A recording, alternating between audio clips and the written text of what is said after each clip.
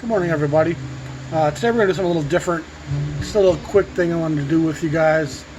The price of a lot of vinyl has just gotten ridiculous, beyond the realm of comprehension, any sensibility whatsoever. And I remember doing this 10, 12 years ago while I was collecting Blue Notes. I would just go to music on eBay and hit jazz records, type that in, and search it. And then when I went to a category, I would look for the most expensive things. And a lot of those used to be Blue Notes. You know, you see Mobley's and Morgan's going for $1,200, $4,000, that kind of stuff. And in 2008, 2010, 2006, most of what you saw at those high prices, it made some kind of sense. They were high, you know, no question about it. But you weren't looking at it and going, what?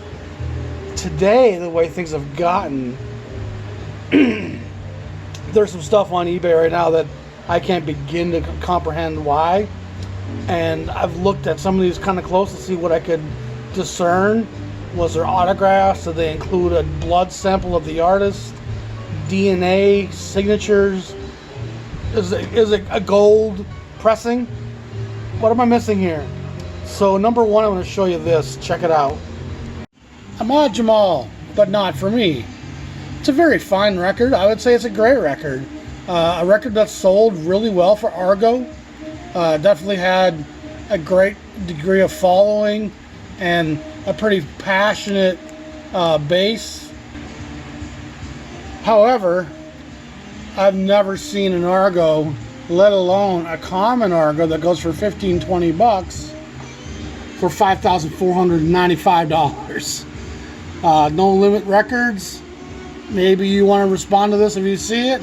Maybe there's a reason. Maybe this was his personal copy and it comes with his piano. But for $238 for 2 years, 24 months, you can own this record. But you could also Google search it and even on eBay and find copies for $15. So why on earth is this guy selling this copy for $5,500? He's got 100% positive feedback. So again, it's a bit of a mystery to me that I can't explain. Breakfast at Tiffany's, a great little record by Henry Mancini. You know, Moon River's a classic. This record sold pretty darn well, being on RCA. It probably sold 500,000 copies, I would guess. It's pretty easy to come by in any thrift store, antique shop, not to mention any record store. And again, the same seller, No Limit Records. He's asking $4,500 for it, or $200 a month for 2 years for Henry Mancini. And I'm a big Mancini guy, but who is buying this stuff? And on top of that, he wants $15 a ship, one LP. This guy's taking advantage of something. Whether it's ignorance in the marketplace, overseas consumers who are desperate, I don't know. Now we're looking at John Coltrane, Blue Train, and this looks to be a fairly original pressing, 1977 Deep Groove, New York. See the condition here. It's very good plus. Record grading, very good plus. And this guy wants $3,000 for this. $2,900 for Mewmaster.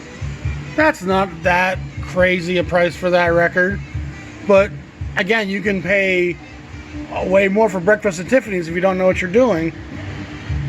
Alright, now here's another one that got me yesterday when I was doing this. This is probably why I decided to make this episode. Different salad here, tangled up in green, and I guess we know what kind of green this guy's after. He's selling a Sonny Rollins at the Vanguard, which is an outstanding record, and the original pressing that's in great shape for $2,700 wouldn't be outlandish. And the Three Giants on Prestige, that's a fine record, but it's a reissue of an earlier session with Clifford Brown and Max Roach. Again, you don't want that pressing of that. you want the original pressing, that record there is probably a $50 to $70 record at the most.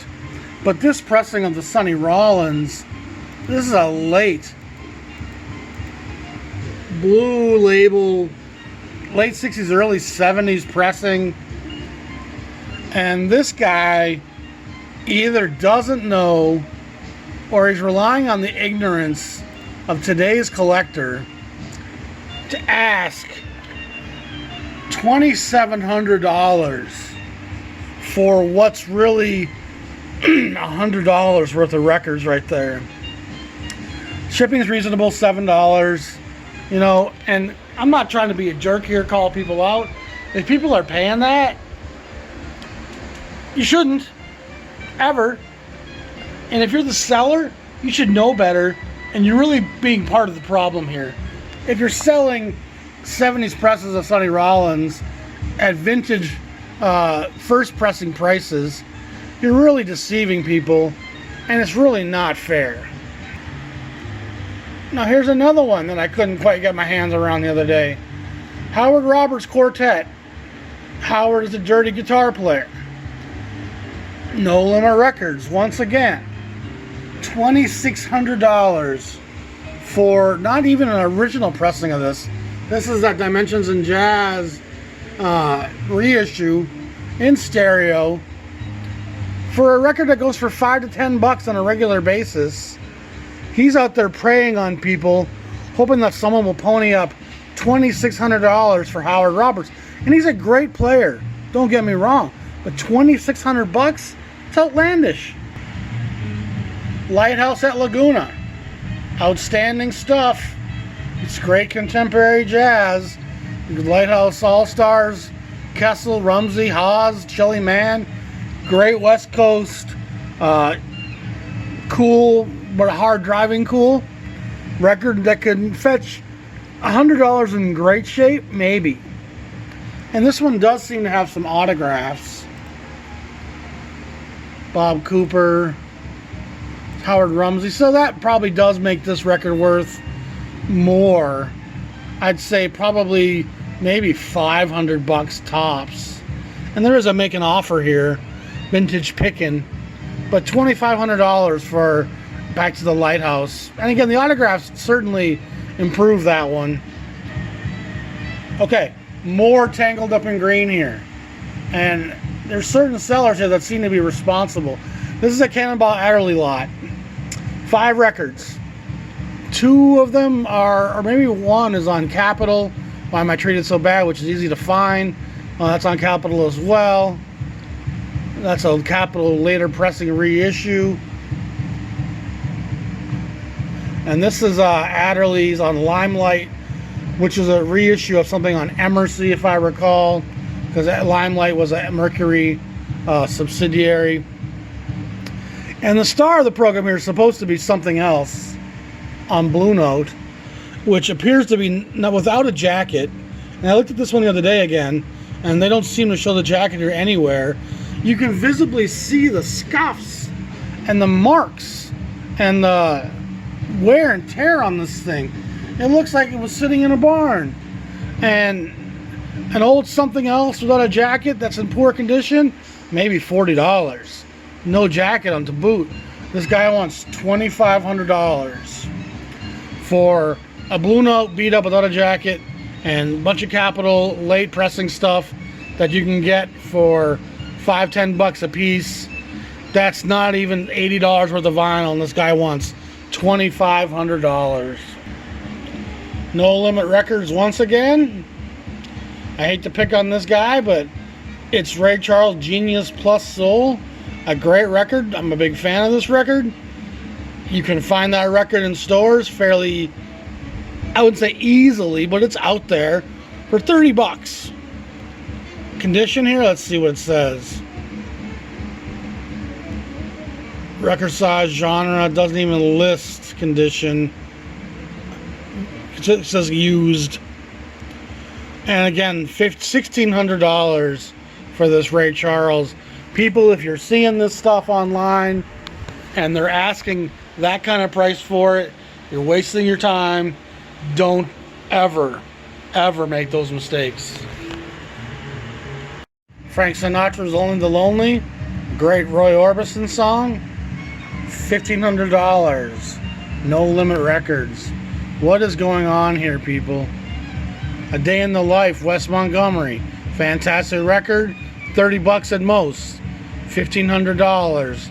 No Limit Records once again. Crusaders, that's a $15 record, $1,500. It's Les McCann, Richard Holmes, Something Special, $1,500. More, The Crusaders, Duke Ellington, Tangents and Jazz. It just goes on and on. Records that shouldn't be anywhere near. King Curtis, that's a $12 record. Hawk 702, $1,400 for that. These are just, that's a record that should be valuable, especially if it's a real transition. $1,400 from Jadrul. I can't tell if it's an original pressing. It looks like it might be transition, rare. Yeah, that's a good price for that, really. So, people beware. Just beware. There's so much vinyl out there that's going for just crazy prices, and be careful if you spend more than $100 ever on something. You know, do your research. Discogs usually will list, especially more collectible stuff, what it's sold for, the highest it's ever sold for, the median price. Watch out for these hawks. These people are not doing the record industry or the record collectors any favors. They're skewing the prices of everything, and it's not even a demand issue, because most of the titles I just showed you aren't rare. You can find them elsewhere for, and it's hard to believe this guy's got the amount of feedback he's gotten and that he sold what he seems to have sold. Stay away. Be careful, guys. Just a quick little thing. Y'all be safe. Talk to you soon. Peace.